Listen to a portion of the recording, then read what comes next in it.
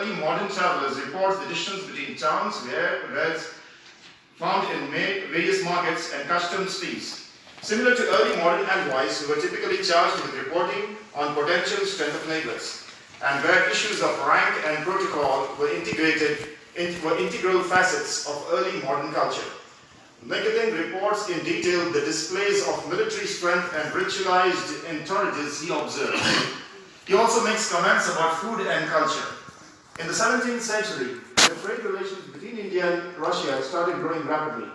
The 1720s to 1740s witnessed a sharp increase in Indo-Russian trade, and this trade was mainly carried on by Indian settled in Russia, either temporarily or permanently. The 19th century witnessed the urge to study ancient Indian civilizations by the Russian scholars.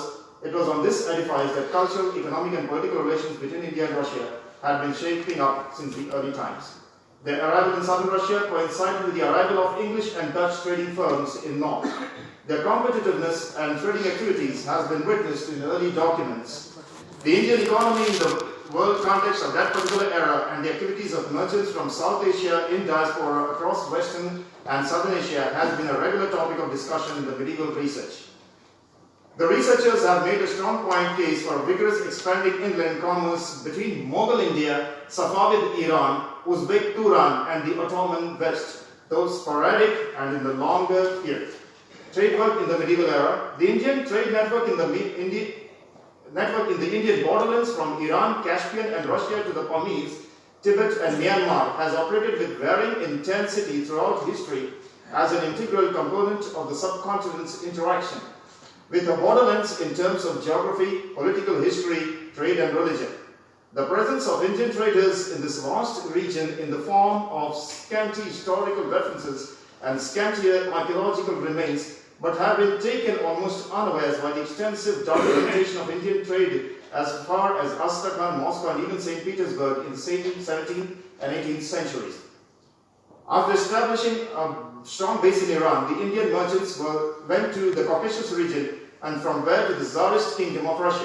The Tsars recognized the pivotal positions of the Indians in Russo-Persian trade and, depending on the situation, offered them concessions as well as protection, at least in the 17th century. The presence of Indians in the country from 1615 is being recorded in Russian archives. The origins of the pioneers were in Punjab, Sindh, and Rajasthan came to the city of Astrakhan, where a permanent trading post lasted all the way till the 19th century. The Indian community in Astrakhan was believed to be an extension of the Indian business community in nearby Persia and part of a larger constellation that spread across Eurasia from Kandahar to Isfahan to Tabriz and Bukhara. Jewelry, textiles, and medicines were some of the items in which the Indian merchants dealt with. A story was popular, such as an Indian merchant who went to Kazan and Moscow successfully traded his goods in the 1640s. Foreign traders were barred from doing business by Russia except in designated cities like Astrakhan and Archangelsk. The traders circumvented regulations according to Dale by employing agents to trade or the hospital presentation. Thank you very much. My account of the presentation concerns Russian-Indian diplomatic relations in the medieval era. So starting with the Nataliia Chronicle of the events of 1532 tells us about the arrival of the envoy from the founder of the Mongol Empire Babur in Moscow. In 1559, embassies from Bukhara and Baks were sent to Moscow. The purpose of these visits was to resolve a number of trade issues. Pushkin Khan Abdullah asked Iran for a free pass of his merchants to Kazan, Astrakhan, and a number of other cities. In the autumn of 1559, two Bukhara ambassadors arrived in Moscow. The government of Bukhara, through its ambassadors, received permission to the Bukhara merchants to come to Astrakhan for trading. Letters of merchants of Ivan IV allowed trades of Asian merchants in other cities of Russia. In 1563, 1566, and 1583, ambassadors came to the Russian states of Bukhara and Samarkand to settle the issue of trade relations with Russia.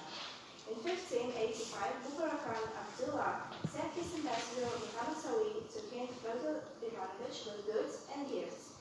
The Tsarist government was interested in Central Asia as a base of exclusive service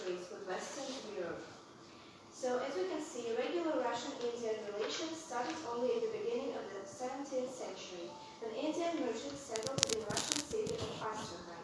In the same century, Moscow kings attempted to establish diplomatic contact with the Padishahs of the Great Mughal dynasty. They had control over the Moscow to India at that time. It is important to note that Moscow obtained a lot of information about the internal and foreign affairs of the Great Mughal Empire from Bukhara and other Central Asian centers, that maintained constant communication with India. The 17th century in Russia also marks the beginning of gathering and systematization of information about India. Shortly after establishing more or less solid contacts with Indians who came to the country. A good example of such practices can be a brief overview, which sets the main points of the history of the Mughal dynasty and its succeeding rulers of India, to test the possibilities of knowledge of this time. Completed in 1672 by order of Tsar Alexei Mikhailovich. This indicates a growing interest in developing the diplomatic ties between the two countries.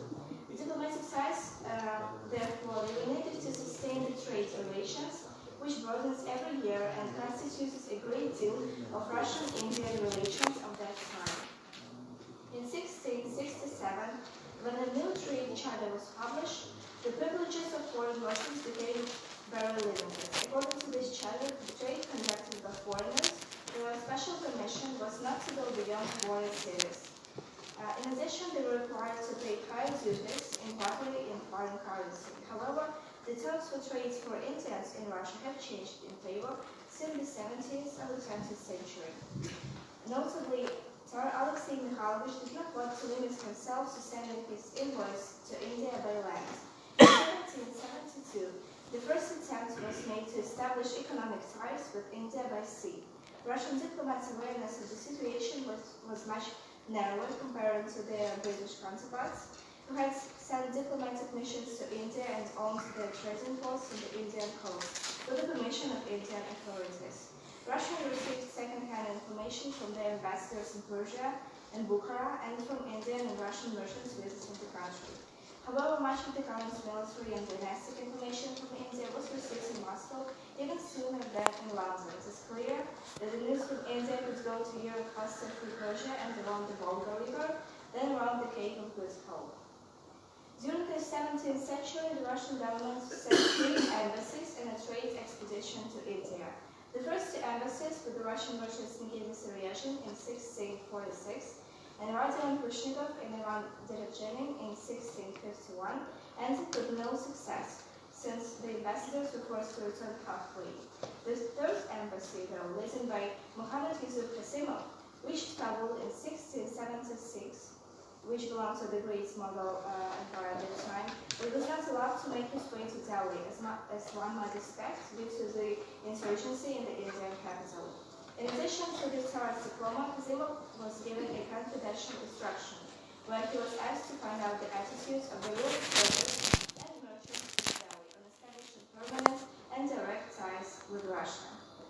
To conclude our presentation, I would like to say that even before the Common Era, South Asia has become a major economic and cultural center, overshadowing and involved in socio-economic sophistication the territories of its periphery in South, East, West, and Central Asia, and even Russia. The combination of coveted natural and manufactured products, superbly trained and skilled merchants, and money lenders and bankers, sometimes aided by expansionists in these states, encouraged the diaspora growth of Indians, which would also share social characteristics as a standard Indian family firms. Many of these diasporas also continue to thrive even during the European colonial era. To take but one example, during the mid of the late 18th century, many multi merchants shifted the focus of their activities further south, along the Indians, the Shikapur and Multan settled and intermarried the local castes and communities and generated more diaspora settlements, first in towns previously frequented by Multans by the end of mid-20th century throughout Eurasia. Nikitin traveled all the way to India, not part of the prior design, but because he was not allowed to return to Russia after being captured and taken to the ruling Sultan in South Volga region. Nikitin, with the merchant's practical eye, the accounts of more early modern travelers report the distance between towns, whereas found in various markets and custom fits. Similar to early modern anglers, were typically charged with important potential strength in neighbors, and where issues of granite protocol were integrated facets of Mali design culture. Nikita reports in detail the displays of military strength and ritualized and encourages their observers. Thank you very much for having us here. I want to say special thanks to the Pushkin Institute for having us today, and also to the Central Eurasian Studies of the University of Mumbai. Thank you. The coffee break has begun, so let's take a break.